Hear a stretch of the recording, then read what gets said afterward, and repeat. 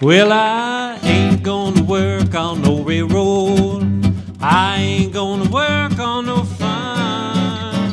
The only kind of work that I'm gonna do is rolling in my sweet baby's arms. I said rolling in my sweet baby's arms. Rolling in my sweet baby's arms. Gonna lay around the shack till that mail train gets back. Rolling in that sweet baby's arms. Well, you know, sister, she's a beauty operator. A mama, she can weave and can spin. Daddy's got an interest in that old cotton mill. Gonna watch that old money roll, roll, roll, roll, roll. And I said, rolling in my sweet baby's arms. Rolling in my sweet baby's arms. Gonna lay around the shack till that mail train gets back. Rolling in my sweet baby's arms.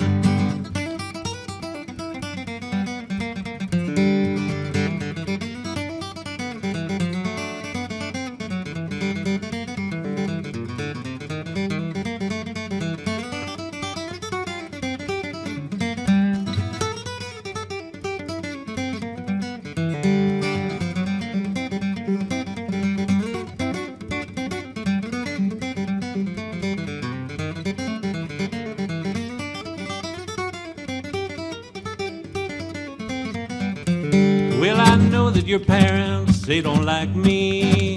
They send me away from your door. And if I had my life to live over again, I would not go there anymore. Why? 'Cause I'm rolling in my sweet baby's arms. Rolling in my sweet baby's arms. Gonna lay around the shack till that mail train gets back. Rolling in my sweet baby's arms. Well, I ain't gonna work on no railroad. I ain't gonna work on no farm. The only kind of work that I'm gonna do, rolling in my sweet baby's arms. I said rolling in my sweet baby's arms. Rolling in my sweet baby's arms. Gonna lay around the shack till that mail train gets back. Rolling in my sweet baby's arms.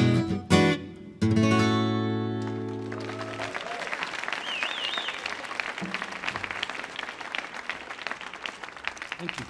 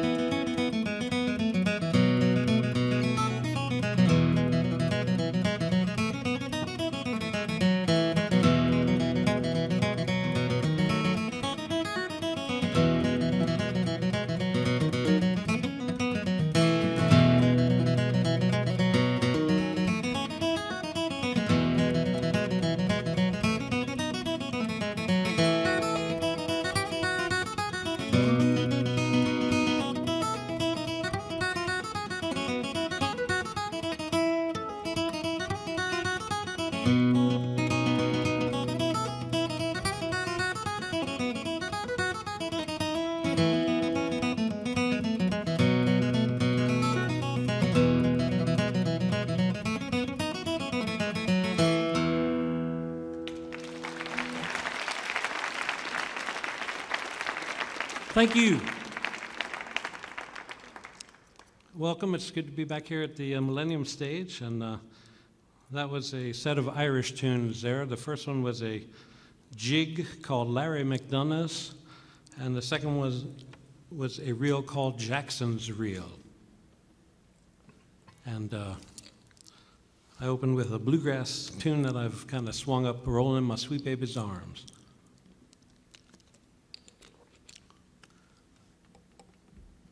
This is my 35th year of playing music full time, and I don't have a typical bluegrass background. I was born in Israel, grew up in New Jersey, lived in Boston for 20 years, and lived in Brooklyn, New York for 10 years, and then moved down to Cheverly, Maryland 8 years ago, in the heart of Prince George's County.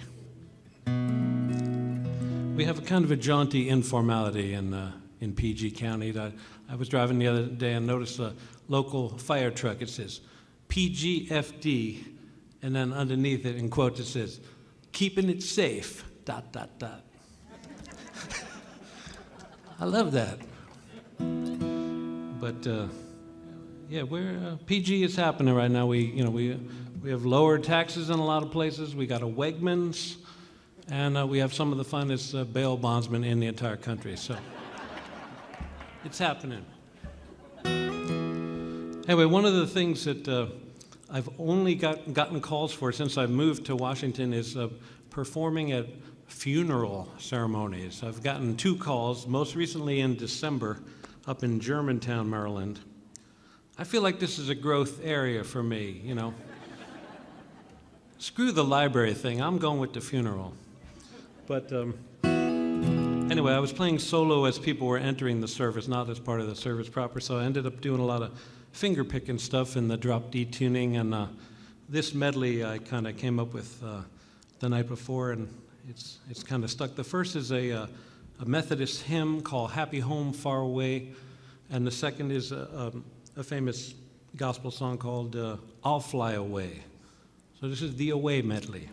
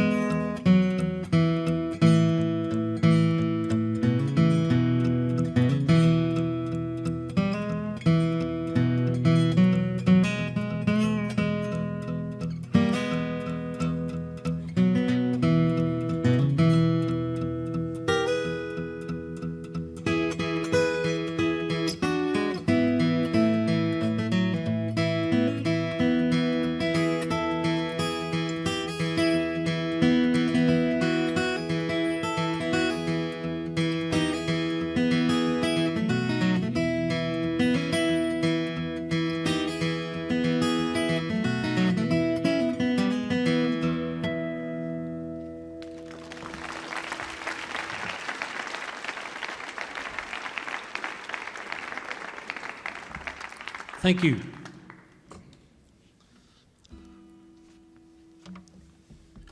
Probably the most commonly asked question as an entertainer I get is about my name, Orrin Star. People always want to know, is that your real name or a stage name? And that always cracks me up because, like, what are you thinking? My name was Dick Smith, and 35 years ago I'm starting out in folk music. I said, no, let's go with Star.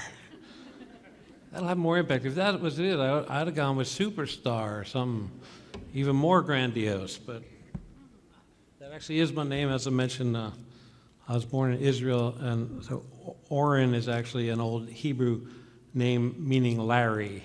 So that's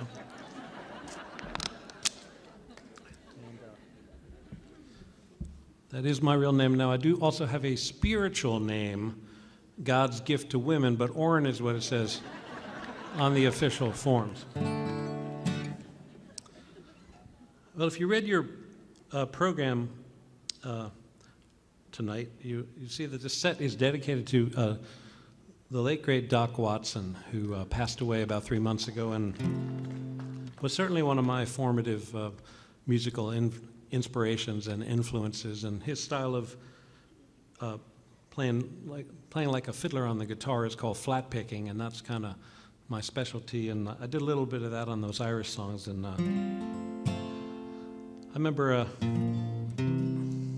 maybe 20 years ago, I was in a duo in Boston with a fellow named Gary Mahalik. We opened for Doc and Merle at the old Birchmere, I forget which location, but I remember we shared a dressing room, and in the middle of the show, some kind of glad-handy guy comes back, and he's talking to Doc, and, hey, Doc, that was terrific, and blah, and then all of a sudden he looks over, he sees us sitting there, and he goes, and these guys were great too, weren't they? And we're like mortified, and Doc goes, yep, young and dexterous.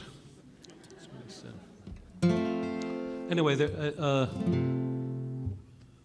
the producers of Flat Picking Guitar magazine, which I write for, they, about a decade ago, decided to do a tribute CD to Doc Watson. It's called Doc Fest. It's a few copies back there, and they asked to, they called me and said, do you have a song that maybe Doc has recorded before that you kind of put your own spin on? And I actually had 2 songs in a medley, both of which he's known for, but which I've kind of put my own stamp on. And this is Alberta and Billy in the Low Ground. Alberta, you've been on my mind. Alberta, you've been on my mind. You've been on my mind. I'm lonesome all the time. Alberta, you've been on my mind. Alberta, where you been so long? Alberta, where you been so long? Been so long, no love since you've been gone. Alberta, where you been so long?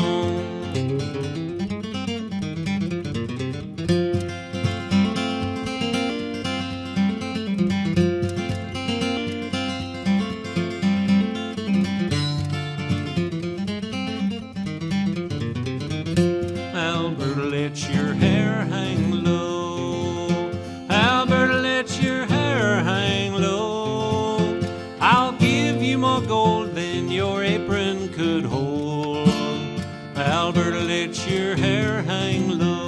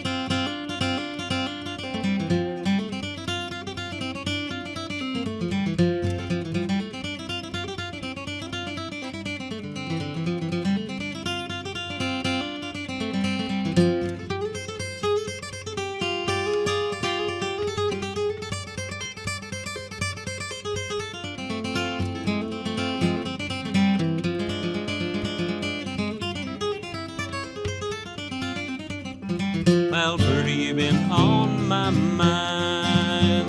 Alberta, you've been on my mind. You've been on my mind. I'm lonesome all the time. Alberta, you've been on my mind. Alberta, let your hair hang low. Alberta, let your hair hang low. I'll give you more gold than your apron could hold. Alberta, let your hair hang low.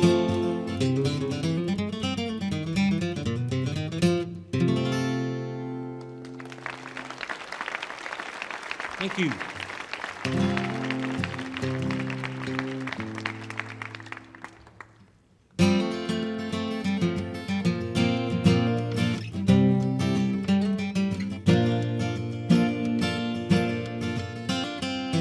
Halfway back from Montgomery, the roads were covered with snow, and I thought I heard a familiar voice over the radio. Better go burn the juniper, flavor the air with dew, then lying awake with the Gideons, wondering what the days are gonna bring. Like a thief or a whippoorwill, I'll fly by the light of the moon. And I know I won't be long, 'cause morning always breaks too soon. Take a tip from the scriptures, you can't be going that far if you're lying awake at the window, confusing the taillights and stars. Well, there's a message left on the counter, a number nailed to the door, and there's a wind blowing down that highway that I can't seem to ignore. Like a thief or a whippoorwill, I'll fly by the light of the moon. And I know I won't be long, 'cause morning always breaks too soon.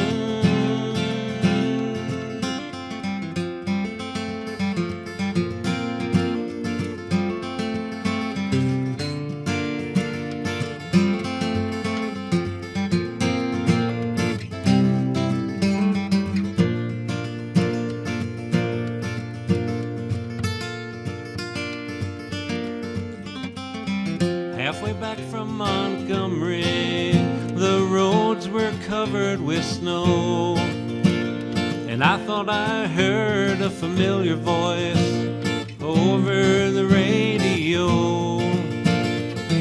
Better go burn the juniper, flavor the air with dew, then lying awake with the Gideons, wondering what the days are gonna bring. Like a thief or a whippoorwill, I'll fly by the light of the moon.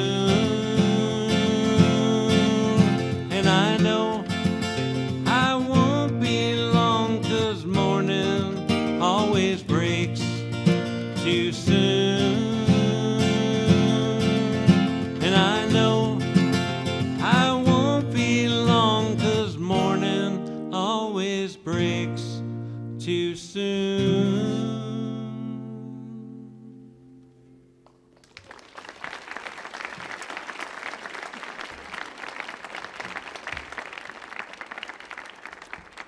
Thank you. That was written by a guy named Jim McGinnis up in Burlington, Vermont many years ago, and it's one I have recorded on my live trio CD. It's called Like a Thief. So, how many, by a show of hands, how many folks here are on Facebook? All right.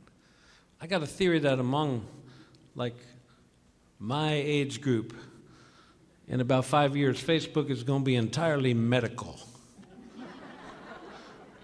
Had pizza for dinner tonight. Can anyone spare a kidney? Yeah. I think that's where we're headed. Anyway, one thing you'll notice at the back of the table, I got a little, like most self-employed touring artistes, I have an email list, and I encourage you to sign up. And I code my emails geographically, so you want people in California don't get bombarded with Maryland gigs and vice versa. And I try to be polite about not overdoing it. And but most of the emails I send out are for the Washington and Virginia area because that's where I reside. So I had a weird experience about 6 months ago. I did a little blast to my Maryland, Virginia list, and I get this like irate email back from a guy who I didn't recognize his address. He says, "Please take me off your email list. I've made multiple requests to be off the list. Please take me off." So I wrote the guy back and I said, "No problem, but I said, this has never happened before, multiple requests ignored." I said, "Would you mind sending me a couple of the emails that I ignored because I'd just be curious to see what they were?" The guy writes back, he says, "I don't have the emails." And he says, "And besides, you said something like, 'your loss.'" In other words, not only is he accusing me of ignoring his emails, he said I wrote something like snarky back to him because he wanted to be off the list, which never happened. So then he says, "Don't write me back, have a nice day." So naturally, I hit the reply button. I said, "Listen, mister, I don't care for your attitude here. Just for that, I'm keeping you on the list." He messed with the wrong flat picker, ladies and gentlemen. And that's also one of the things about the email list that's funny is like local friends that are on the list that haven't been to a gig in a while, they get like preemptively guilty of running to somebody at a dance. They'll say, "Hey, listen, I get your emails and I just haven't been able to make it. Please don't take me off the list." I'm like, "Dude, you have to die to be off the list. What are you talking about here?" Well, it's mandolin time here at the Millennium Opry. Here's a 5-part old-time song by a famous Washington resident of years past.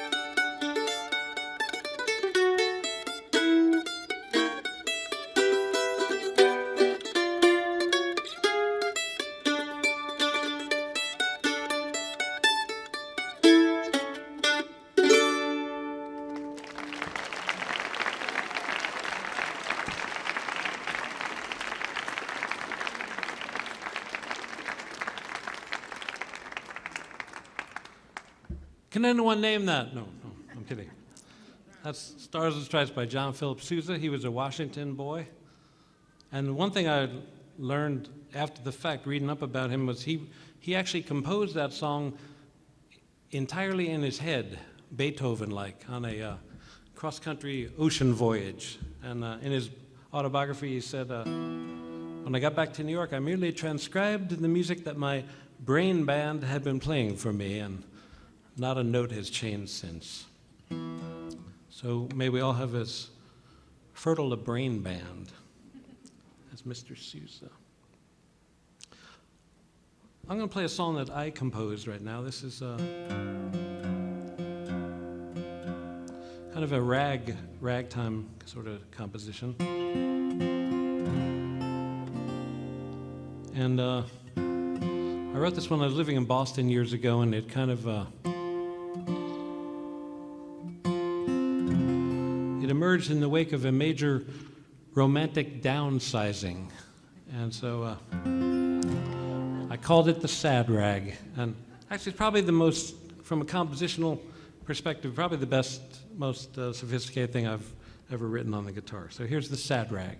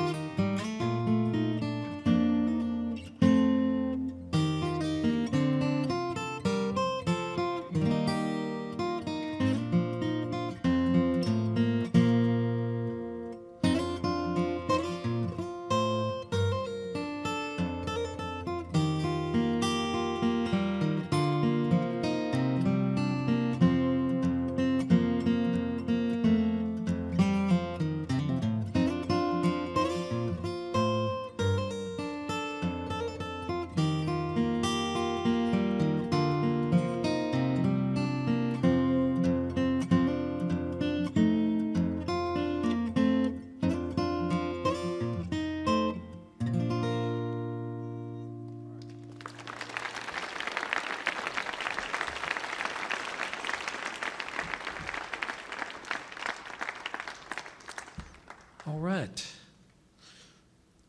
Oh, it's good to be here. Almost like a concert environment. No. Well, I got play, yeah. I have two guitars with me on stage because I just got this guitar, which is a smaller body than the Martin, and I met this guitar on a trip to St. Louis in 2009. I was friendly with the guy who built it and was staying at his house, and he mainly makes octave mandolins, but he had this guitar. It was the first one he ever built, and I was playing it, and I was like, this is a really good sounding guitar. Do you think you might be into selling it? And he was like, no, he didn't. Since it was his first one, he was like, didn't think the workmanship was perfect and stuff. And I was like, and then I called him up a couple of months ago. I was having some arm cramping issues, and I said, listen, I'm having some arm issues, and I'm wondering if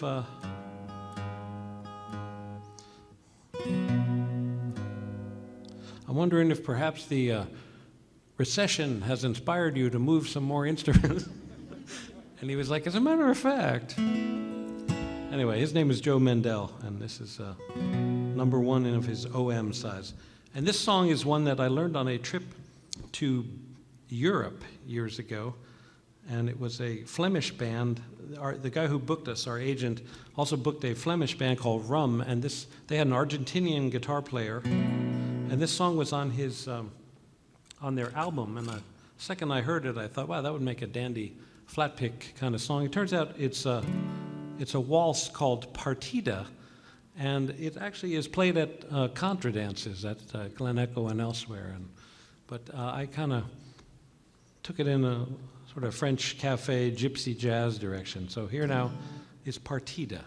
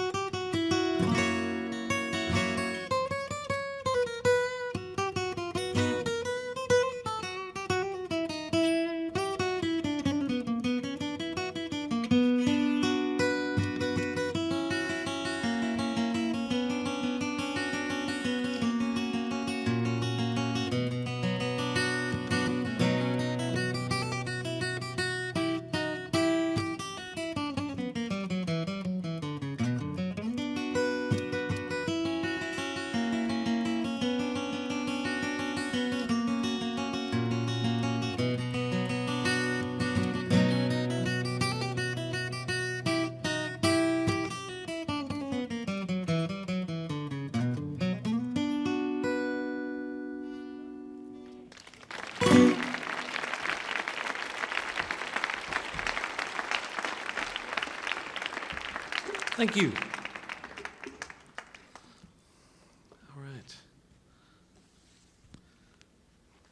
I'm a bit of a word, and I'm into the English language and words. I love our native tongue, and I hate it when we lose words. Like most recently, I think we've completely lost the word verify. Because you're on the phone with the pharmacy or the bank, and they're like, right now all it means is tell me. You know, like you're on the phone with the pharmacy or the bank, like, okay, Mr. Starr, we'd just like you to verify your information. And I'm like, all right, tell me what you got. If it's accurate, I'll verify it. They're like, no, we just want to know your, oh, I see, you want to do the verifying, okay. I got a lot of time on my week to think about these things. And I think it started with Starbucks, frankly, because, you know, remember when they changed the name to the size of the beverage? The Grande, the Venti. No, it's a mini. Get over yourself, you know? And then at Chick-fil-A now, you go in there, they're like, may I have the next guest, please? I went to the manager there. I said, what's with the guest thing? He said, oh, well, it's something we borrowed from the lodging industry. Yeah. And he said, people feel better if they're called a guest. I'm like, nah, I don't think so, you know. I said, you know, like, if you were a guest at my house, there would be no money involved. For starters. And I thought, for seconders, you know, if you're trying to make somebody feel good, isn't guest a little on the tepid side? You know, if you really want to jack somebody's confidence to be like, may I have the next handsome and talented customer, please? Would you like fries with that, Your Highness? You know, I don't know. Just me. Well, we have a special guest. This is a fellow I met through the Irish traditional music scene in the Washington area. He lives in Falls Church, and he performs with a lot of people, mostly in a great Irish duo called Lilt. Please welcome Mr. Keith Carr, who's going to join me.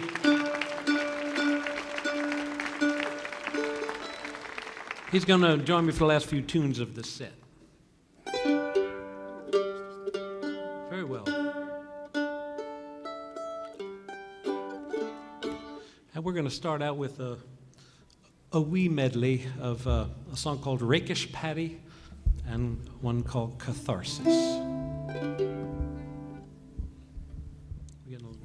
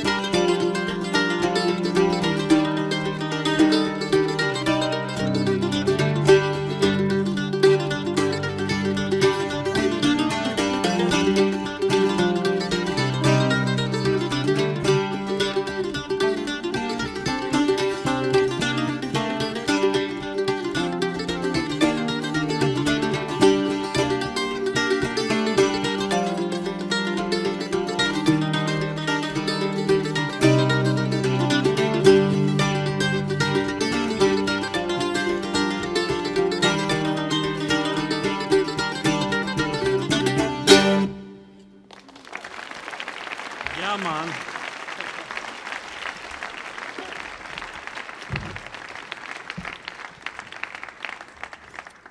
All right. I forgot to mention that instrument that Keith is playing is called the cittern. It's like a big mandolin on steroids, he says. But yeah, when I go, sometimes I go to the Irish sessions and I'll be sitting next to Keith, and it's often too loud to hear the fretted instruments up close. But when we get together, I really love the sound of the fretted instruments just by themselves without a loud accordion or piano sitting right next to you. One thing I've noticed about Irish music, which I've gotten into in the past couple of years, in contrast to bluegrass, very occasionally a bluegrass tune, like an instrumental, will have like an alternative title. In Irish music, you look up tunes, they have like 9 names, and often no connection with one another. You know, you'll be looking something up, and it says, Ryan's number 3, also known as the bent needle, also known as the hamster. You know. I don't know. Anyway, this is an American tune, though. I just wanted to slow it down. Actually, this year at the Washington Folk Festival out at Glen Echo, which is held the first weekend in June, Keith was helping run things, and I had a solo set booked, and I asked him to join me at the end of the set, and it felt so good I wanted to repeat it here tonight. So that's kind of the genesis. Anyway, this is an old song called Jubilee that Gene Ritchie introduced to the American repertoire, but it's just a good old song.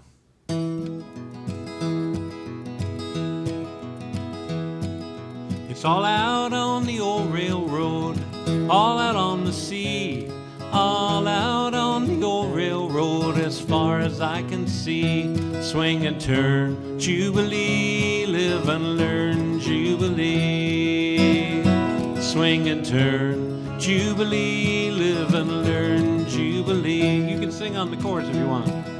Hardest work I've ever done, working on a farm. Easiest work I've ever done, swinging my true love's arm. Swing and turn, Jubilee, live and learn, Jubilee. Swing and turn, Jubilee, live and learn, Jubilee.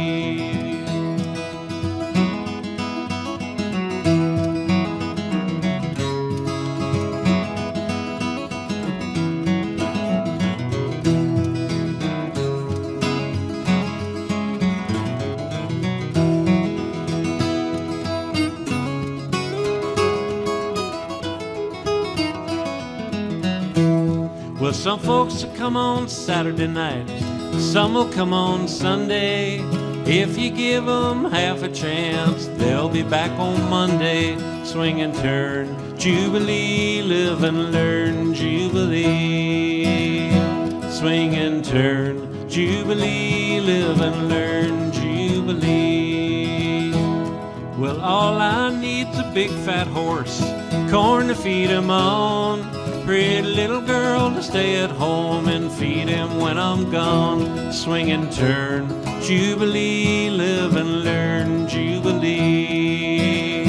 Swing and turn, Jubilee, live and learn, Jubilee.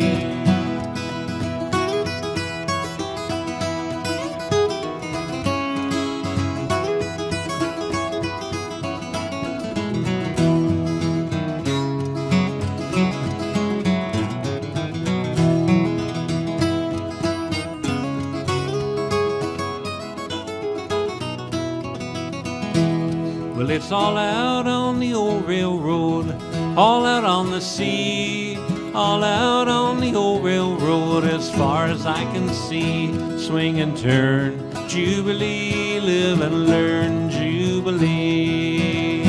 Swing and turn, Jubilee, live and learn, Jubilee.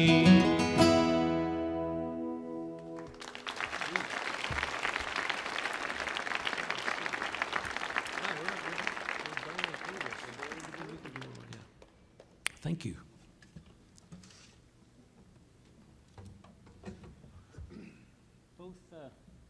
I should mention, both Keith and I give lessons on the various instruments in the area. Keith teaches tenor banjo and cittern and bouzouki.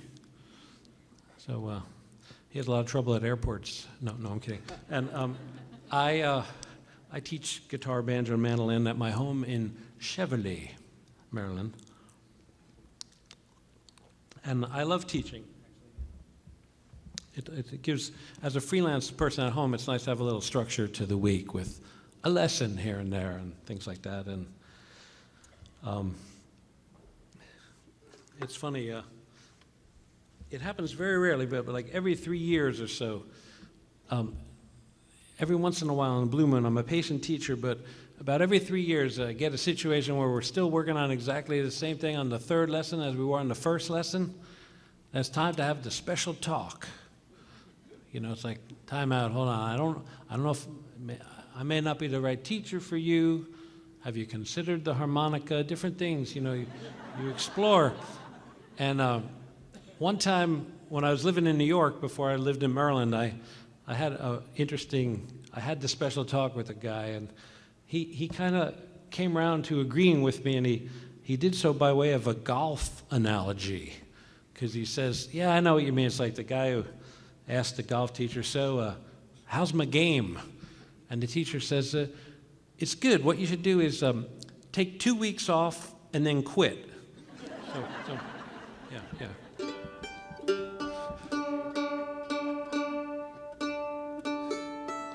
You can use that in your practice.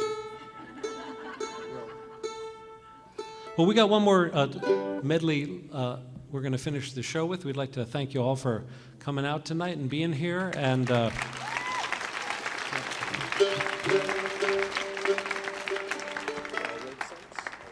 we Keith asked me to mention his website is liltirishmusic.com, and mine is www.greatjewishlover.com. And actually it is, or orrinstar.com. Anyway, I'll be hanging out at the concession table there at the back if you want to talk or hang out a little bit after the show. It'll take me a couple minutes to get back there, but my gal Sherry will be manning the booth, and we're going to finish with, as I said, this is a medley. The first is a turn-of-the-century dance hall song called the Spanish Waltz.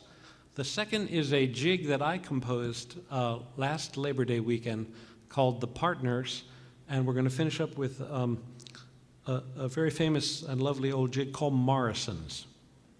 Well, thank you again.